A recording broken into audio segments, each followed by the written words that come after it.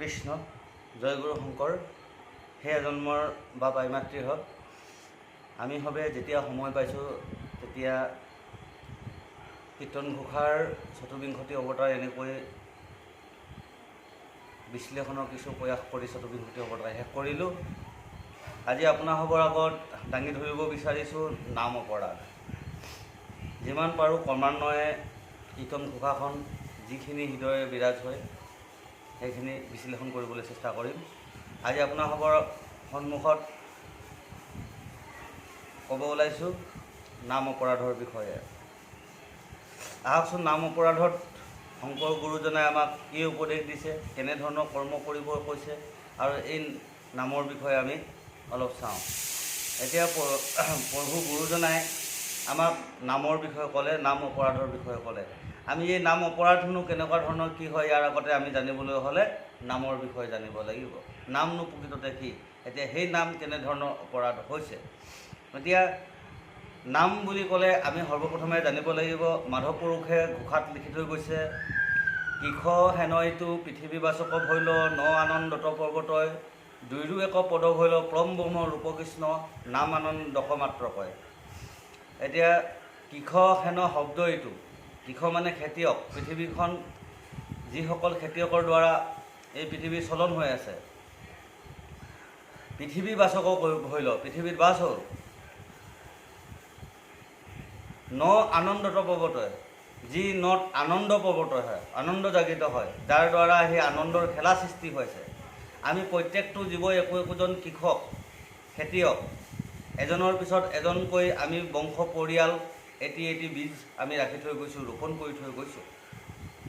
প্ৰত্যেকটো জাতি জনগোষ্ঠীয়ে একোটা নিজৰ নিজৰ বীজ দি পেলাই নিজৰ নিজৰ জাতি জনগোষ্ঠী হিচাপে এটা এটা বীজ ৰোপণ কৰি থৈ গৈছে। এই খেতিয়ক আৰু নিজৰ জনগোষ্ঠী ৰাখি পেলাই নিজৰ জনগোষ্ঠী বুলি গঠন কৰি আনন্দ কৰি খেল কৰি আছে। আৰু এই খেলখন কৰিবলৈ যাওঁতে ইটো সিটোৰ মাজত হাই কাজিয়া পথাৰ ইত্যাদি বহুত হৈছে। কিন্তু ঈশ্বৰৰ নামৰ এই বীজ ৰোপণ কৰিবলৈ হ'লে আমি কেনেকৈ ৰোপণ কৰিব লাগিব সেইটো জানিব লাগিব। এই বীজ কিষ, এই কৃষ্ণ নামৰ কিষ যি আনন্দ আমি উপভোগ কৰিবলৈ হ'লে এই বীজ আমি যিটো ৰুইছোঁ, এই খেতিয়কসকলে যি ৰুইছে, বংশ পৰিয়ালৰ বীজ যিটো ৰুইছে, সেই বীজ কেনেকৈ আনন্দিত হ'ব, কেনেকৈ সংসাৰৰ মাজত প্ৰকাশিত হ'ব, কেনেকৈ সংসাৰলৈ প্ৰফুল্লিত হ'ব। আৰু যদি সেই বীজ ৰুওঁতে যি ভুল হ'ব তেনেহ'লে নাম অপৰাধ হ'ব। সেই বীজক কেতিয়াও ঘৰৰ বংশ পৰিয়াল ধ্বংসলৈ লৈ যাব। সেই বীজ কেতিয়াও পৰিপূৰ্ণ নহ'ব, সেই বীজক কেতিয়াও শুদ্ধ পথত আনিব নোৱাৰিব। এই খেতি কৰোঁতে সেইকাৰণে আমি শুদ্ধ কৰিব লাগিব। কিষ হেন শব্দ এইটো, সেইকাৰণে কৈছে কিষ হেন শব্দ এইটো। এই শব্দই গোটেই পৃথিৱী বাস কৰি আছে, তাতে আমি নত আনন্দ হৈ আছোঁ, গতিকে আমি আনন্দ বিৰাজ কৰিছোঁ। আৰু সংসাৰৰ কৃষকসকলেই খেতি কৰি এই দুখীয়াৰ পৰা ধনী মানুহলৈকে কৃষকসকলে অন্ন যোগাৰ কৰাইছে।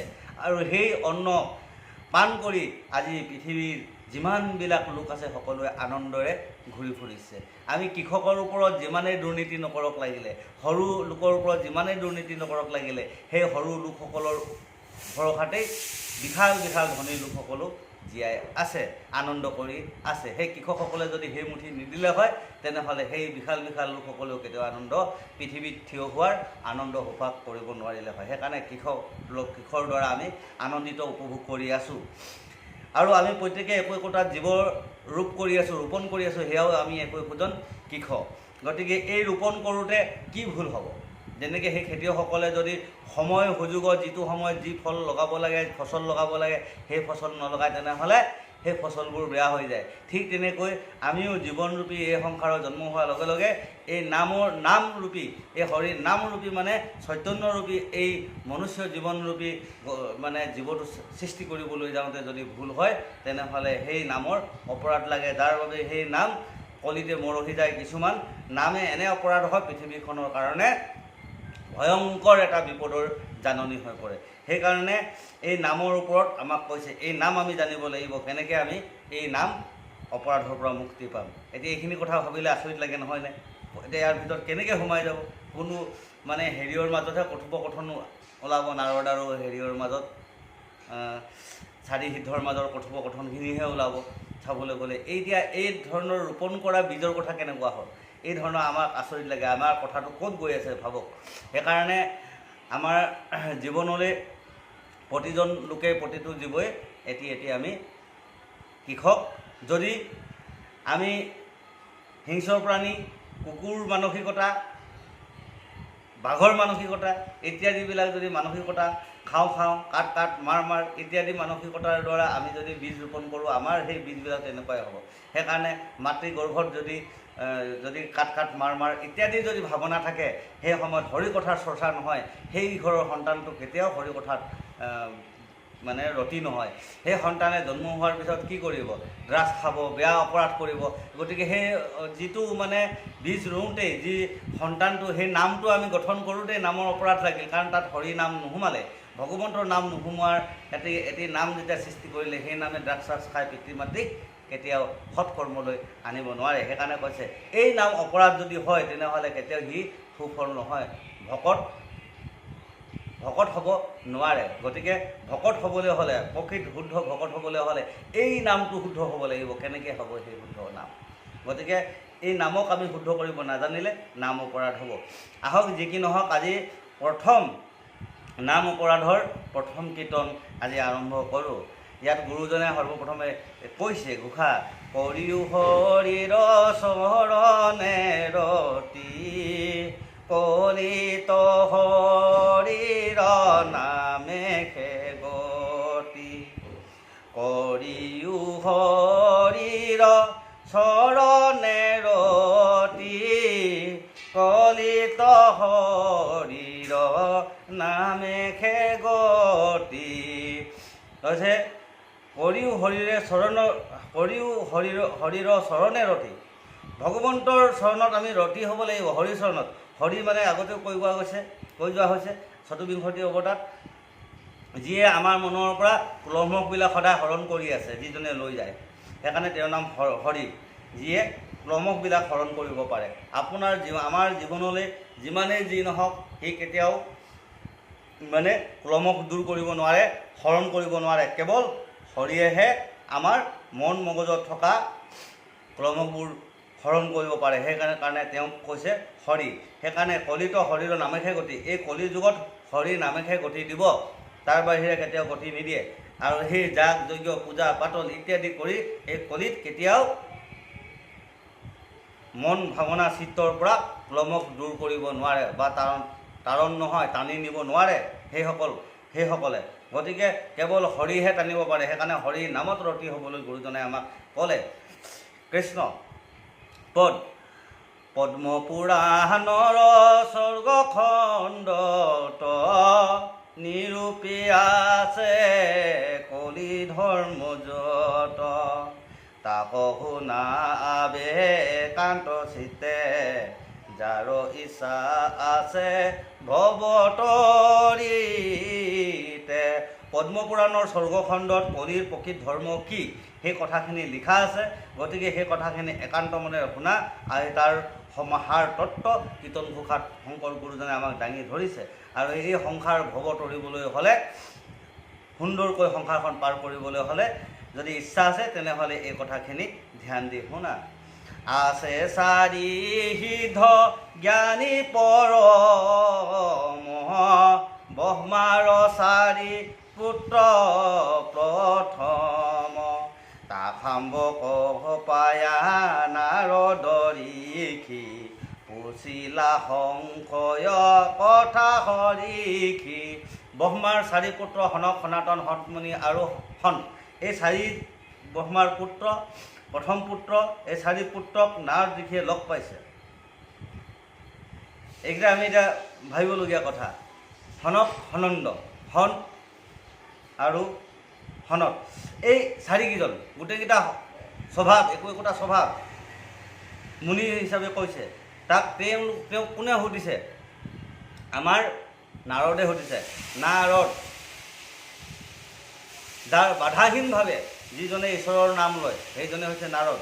গতিকে নাৰদ মুনিয়ে সুধিছে সেই চাৰি পুত্ৰক কলিৰ প্ৰকৃত ধৰ্ম কি কথা, মানে সংশয় দূৰ কৰা, তেওঁক সুধিছে। গতিকে যিজনে বাধাহীনভাৱে ঈশ্বৰৰ নাম লয়, সেই চাৰিজন জ্ঞানী ভকতক সুধিছে। এই 4জন বৈষ্ণৱ, পৰম বৈষ্ণৱ, ব্ৰহ্মাৰ পুত্ৰ।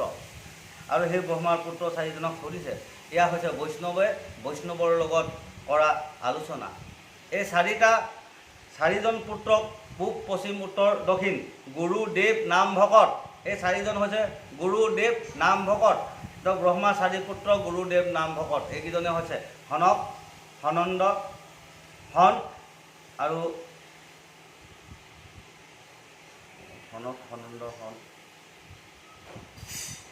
পাহৰি গ'ল নামটো পটককৈ। এই কৃষ্ণ যি কি নহওক সেইকেইজনৰ নাম চালে মানে নিশ্চয় পাব। এই 4জন হৈছে গুৰুদেৱ নাম ভকত।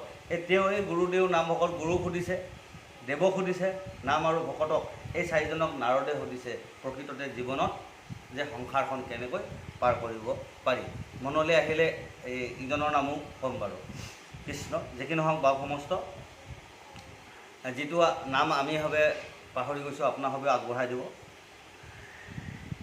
ঈশ্বৰ ভগৱন্ত কৃপাময় কহিছা যিটো মহাপাপচয় এনমতে হুৱে বিনাশতাৰ কলিত কোনে পুণ্য পাই পাৰ। এতিয়া কৈছে ভগৱন্ত কৃষ্ণ কৃপাময় সেই 4জনক সুধিছে, কোৱা কোনে এই সংসাৰৰ বিনাশৰ পৰা এই কলিযুগত কোনে পুণ্য ৰূপেৰে পাৰ পাব। এয়া গুৰু আৰু ভকত এই 4 সিদ্ধৰ মাজত, পৰম বৈষ্ণৱ 4 বৈষ্ণৱৰ মাজত আলোচনা হৈছে। সেইকাৰণে আমি বৈষ্ণৱৰ সংগ হ'ব লাগে। কৈছে বৈষ্ণৱৰ সংগ লৈবা প্ৰথমত গুৰু মানি শুশ্ৰূষা কৰিও ভাল মত। সেইকাৰণে আমি বৈষ্ণৱৰ সংগ ল'লে বৈষ্ণৱৰ সংগতে এই কথাবিলাক শুদ্ধকৈ ওলায়। এই ৰাম কহি আছে দিও সংশয় জহত 4 উতৰা মহাভাগৱত শুনিয়া হনত কুমাৰ মুনি দিলন্ত উত্তৰ মনত গুণি। এই কথা নাৰদে সোধাৰ পাছত এই সংশয় দূৰ কৰিবৰ কাৰণে এই 4জনৰ ভিতৰত সনত কুমাৰে ইয়াৰ উত্তৰ দিছে। গোবিন্দৰ প্ৰিয় নাৰদ শুনা ভাগৱত ধৰ্ম আপুনি জানা শোক মুখ্য বুলি সবে লোকৰ কৰিলা প্ৰশ্ন সংসাৰত হাৰ। তেওঁ কৈছে গোবিন্দৰ প্ৰিয়, গোবিন্দ নাৰায়ণ ভগৱন্তৰ। সেইকাৰণে কৈছে যিসকলে গোপাল যি সদায় আনন্দ কৰিছে, যিসকলে কৃষ্ণ নামত আনন্দ কৰিছে সেই গোবিন্দ প্ৰিয় নাৰদ তুমি ভাগৱত ধৰ্ম কি ভালকৈ জানা। তুমি যে এই প্ৰশ্নটো কৰিলা সংসাৰৰ লোকসকলে কেনেকৈ মুখ্য পাৰ পায় সেইবাবে তুমি আমাক প্ৰশ্নষাৰ সুধিছা, মই গম পাইছোঁ। এই বুলি সনত কুমাৰে নাৰদক কৈছে যেনমতে পাৱে সংসাৰ পাৰ শুনা সাৱধানে উত্তৰ তাৰ সদায় এৰিল আচাৰ ধৰ্ম নভৈলা যাৰ কিছুজাত কৰ্ম। শুনি যোৱা যেনমতে এই সংসাৰ পাৰ পাব এই কথাখিনি শুনা। সদায় যিজনে আচাৰ ধৰ্ম এৰিলে, কোনবোৰ আচাৰ ধৰ্ম? যিসকলে নিজ কৰ্ম ঈশ্বৰ কৃষ্ণৰ নামৰ যিটো ধৰ্ম সেইখিনি এৰিলে, এৰি বিভিন্ন ধৰণৰ ঠাইত গৈ দূৰ দূৰ ঈশ্বৰৰ নাম বিচাৰি বিভিন্ন ঠাইলৈ গৈছে। ঈশ্বৰৰ নামত বিৰাজ নহয়। আমাক এতিয়া গুৰুজনাই কৈছে, গুৰুজনাৰ নীতি অনুযায়ী ৰাতিপুৱা গধূলি সদায় আমি প্ৰাৰ্থনা কৰিব লাগে। এই ৰাতিপুৱা গধূলি আমি যিখিনি কৰ্ম কৰিব লাগে সেইখিনি কৰ্ম আমি পাহৰি গ'লোঁ। নৈতিক কৰ্মবিলাক পাহৰি গ'লোঁ। পাহৰি গৈ আমি অনৈতিক কৰ্মত সোমাই গ'লোঁ। সেইকাৰণে আমাৰ এই যিটো নীতি অনুযায়ী চলিবলগীয়া ধৰ্ম আমি এৰিলোঁ। মনুষ্য বুলিলে মনুষ্য ধৰ্ম কি? মানুহ বুলিলে মানুহৰ হুঁচ থাকিব লাগিব। মানুহ তেতিয়াহে মানুহৰ য'ত হুঁচেই নাই সেও মানুহ নহয়। গতিকে মানুহ হ'বলৈ হ'লে হুঁচ থাকিব লাগিব। সেই মানুহৰূপী কৰ্মৰ যিটো ধৰ্ম, সেই বস্তুটো এৰি পেলাই যে আসুৰিক যিবিলাক কৰ্ম কৰিছেগৈ সেইবিলাক কথা, আৰু কি কৰিছে, পশুতুল্য জীৱতুল্য কৰ্ম কৰিবলৈ গৈ নিজেই অনিষ্ট হৈছে, এইবিলাক লোকৰ কথা কৈ আছে। হে ৰাম সত বুদ্ধি যিটো জগতে বঞ্চে, দম্ভ অহংকাৰ সদানু গুচে, সহুৰা পাই চাতুৰ কৰে চণ্ডাল, নিষ্ঠুৰ বাক্য বোলে সৰ্বকাল। সেইসকল ভাবকচোন, যিসকল হঠ বুদ্ধি, কেৱল জগতত মহে আমুক তামুক মানে বহুত ডাঙৰ কাম কৰিছোঁ এনেধৰণৰ মানে লিডাৰশ্বিপ ডাঙৰ ডাঙৰ কথা কয়, কিন্তু এই দম্ভ অহংকাৰ লৈ পেলাই সদায় কি কৰিছে, সুৰা পাই সুৰা খাইছে ইত্যাদি মানে চণ্ডালৰূপী কথা কৈছে, অশ্লীল কথা কৈ ঘূৰি ফুৰিছে। কিন্তু মানুহৰ মাজত যেনেকৈ মানে গাড়ী চাড়ী লৈ যে মূৰে আছে, আজি আমি কেতিয়াবা দেখা পাওঁ সেই যে গাড়ীখন পূৰা মহাৰিছে, পূজা কৰিছে, তাৰপিছত কি হ'ল, সেই গাড়ীখন লৈ ওলাই আহিলে, এই দেহৰূপী গাড়ীখনত কি কৰিছে, মদ ভৰাইছে, বাহিৰৰ গাড়ীখনত দাগ লাগিছে বুলি মহাৰি আছে। সেইসকল কি কৰিছে, সুৰা পাই পূৰা ভৰাইছে, নিজৰ এই দেহৰূপী শৰীৰটোক নষ্ট কৰিছে। সেই চাতুৰ কেৱল নিষ্ঠুৰ বাক্য কৈছে আৰু মানে নিজকে অহংকাৰ গৰ্ব কৰি আছে, কেৱল নিষ্ঠুৰ বাক্য ক'বলৈ আৰম্ভ কৰিছে। সেইসকলৰ সেই তেওঁৰ দম্ভ অহংকাৰ মানে নুগুচেই, সেইসকল লোকৰ কথা ক'লে। পুত্ৰ দ্বাৰা ধন তেখেৰতি, সবাতো অধৰ্ম যি পাপমতি, সিহবু পাপু তৰণ, যদি শৰীৰ পদে লৈ শৰণ। এতিয়া কৈছে আটাইতকৈ অধম পাপমতি সেইজন, যিজনে পুত্ৰৰ দ্বাৰা ধন আশা কৰে, মোৰ পুত্ৰই আমুক কৰিব তামুক কৰিব, পুত্ৰৰ যিটো ইনকমৰ ওপৰত চলিম বুলি ভৱিষ্যতে যিসকলে ভাবে, এইসকল অধম। পুত্ৰৰ দ্বাৰা ধনেহে আঁতৰে, মোৰ ল'ৰা আমুকে তামুকে, কিন্তু সেই পুত্ৰই হয় বাহিৰত গৈ পেলাই ডাঙৰ কৰ্ম কৰে, ইয়াত মাক বাপেককে পাহৰি যায়। গতিকে ইয়াত আমাক কৈ গৈছে, পুত্ৰৰ দ্বাৰা যিটো ধন আশা কৰিছে সেইজনৰ আটাইতকৈ অধম পাপমতি। সেই সকলো তৰিব পাৰে যদি হৰিৰ পদত শৰণ লয়, আৰু হৰিৰ পদত শৰণ লৈ পেলাই যদি আকৌ যদি বেয়া কৰ্ম কৰে তেনেহ'লে তৰিব নোৱাৰিব।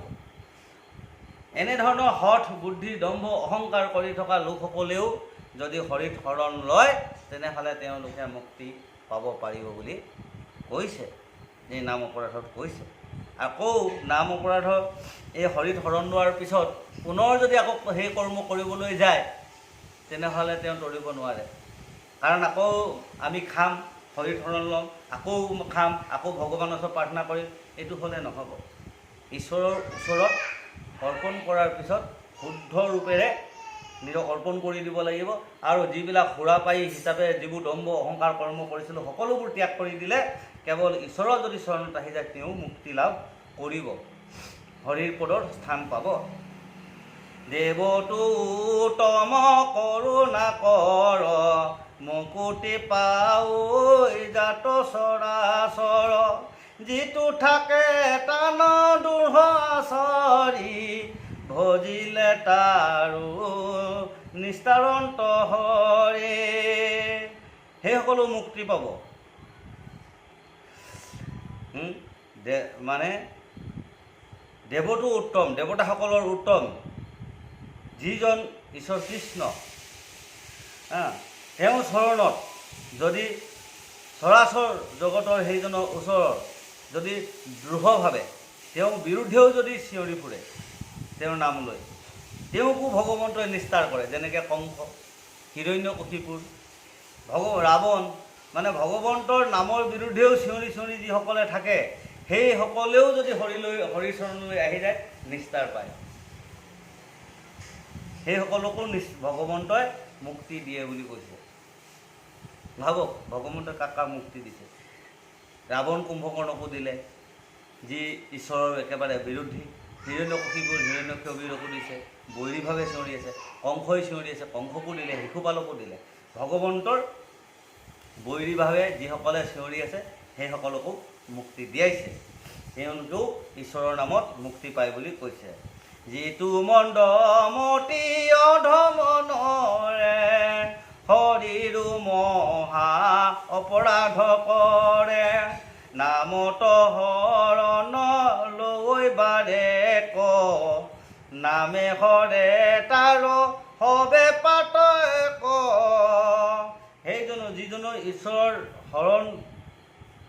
হৰণ লৈ বাৰে বাৰে তথাপি হৰিৰ যদি কৈছে হৰিৰো মহা অপৰাধ কৰে ভগৱন্ত যিটো মন্দমতি অধম নৰে সেই মন্দমতি অধম লোকজনেও ঈশ্বৰৰ নামৰ যি অপৰাধ কৰিব সেইজনেও মানে যদি ঈশ্বৰত শৰণ লয় তেওঁৰো পাপবিলাক ভগৱন্তই হৰণ কৰি লয় মন্দমতি যদি প্ৰথমে বিভিন্ন ধৰণৰ ভগৱন্তৰ বিৰুদ্ধে কথা ক'ব কিন্তু কওঁতেও যদি পিছত বুজি পায় যদি হৰণ লয় তেনেহ'লে তেওঁৰ কি হ'ল সেই পাপসমূহ ভগৱন্তই কাঢ়ি লৈ লয় সুহৃদ হৰি নাম সমস্তৰে তাৰো অপৰাধ যিনৰে কৰে তাহাৰ ৰক্ষাৰ নাহি উপায় অৱশ্যে সিটো অধোগতি যায় অধোগতি সেইজন যায়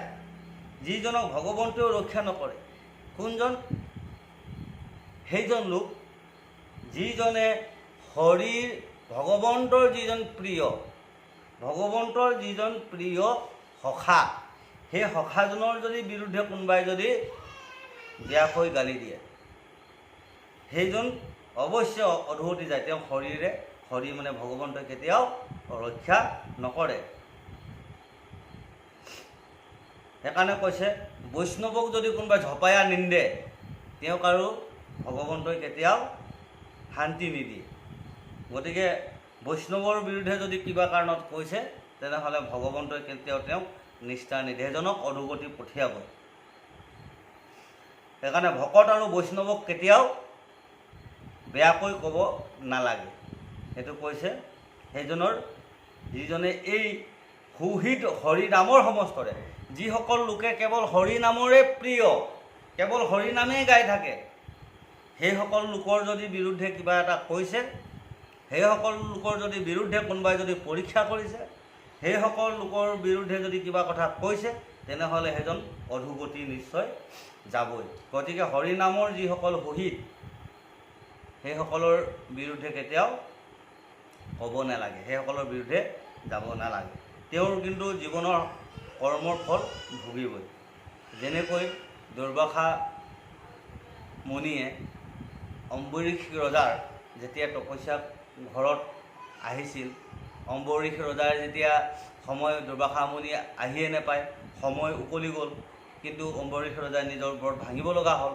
তেতিয়া দুৰ্বাসা মুনিয়ে অম্বৰীশ ৰজাক যেতিয়া হাও দিছিলে কৃষ্ণৰ সুদৰ্শন চক্ৰই দুৰ্বাসা মুনি খেদি লৈ ফুৰিছিল গতিকে ঈশ্বৰৰ নামৰ যিজন হৰি নামৰ যিজন শহীদ সেইজনৰ বিৰুদ্ধে কেতিয়াও ক'ব নালাগিব সেইজনৰ বিৰুদ্ধে ক'লে অধোগতি যাব সেইকাৰণে বৈষ্ণৱ ভকতসকলে বাৰম্বাৰ কৈ আছে বৈষ্ণৱ ভকতসকলে যিসকলে শুদ্ধ পথ দেখুৱাই আছে এইমতে কৰক কিন্তু সেই বৈষ্ণৱ ভকতৰ বিৰুদ্ধে যিসকল গৈছে সেইসকলে অধোগতি পাবই বৈষ্ণৱ ভকতসকলৰ বিৰুদ্ধে যিসকলে কথা কৈছে সেইসকলক কোনেও ৰাখিব নোৱাৰে চব হৰিও ৰাখিব নোৱাৰে কাৰণ যেতিয়া অম্বৰীশ ৰজাক সেই সুদৰ্শন চক্ৰই খেদি গ'ল ব্ৰহ্মকুল পাই গ'ল দুৰ্বাসা মুনি ব্ৰহ্মাক কৈছে সেই পিতৃস্বৰূপ মোক ৰক্ষা কৰা সুদৰ্শন চক্ৰই খেদি আহিছে ব্ৰহ্মাই কৈছে মই নোৱাৰোঁ সুদৰ্শন চক্ৰই যেতিয়া খেদিছে মই নোৱাৰোঁ তাৰপিছত শিৱলোক পালেগৈ মহাদেৱ শিৱক প্ৰাৰ্থনা কৰিছে তিনি তলৈকৰ আপুনি তিনিজন দেৱতাৰ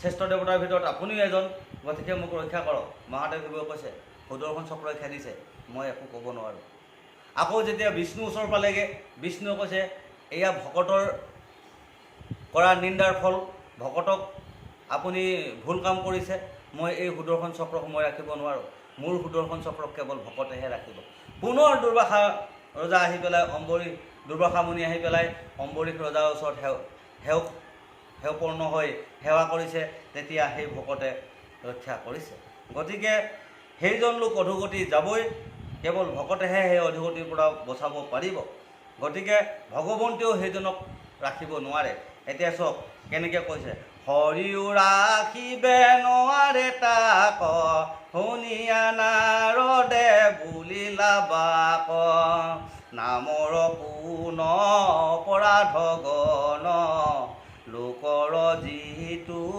পুণ্য কৰে চন সেইজনক কেতিয়াও মানে হৰিও ৰাখিব নোৱাৰে।